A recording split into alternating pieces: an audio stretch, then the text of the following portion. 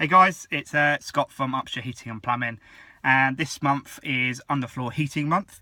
So we're going to touch on the advantages, a few disadvantages of having wet underfloor heating in your home, whether that be a whole floor or whether that be just one room in your house, which can just be bolted onto your existing heating system.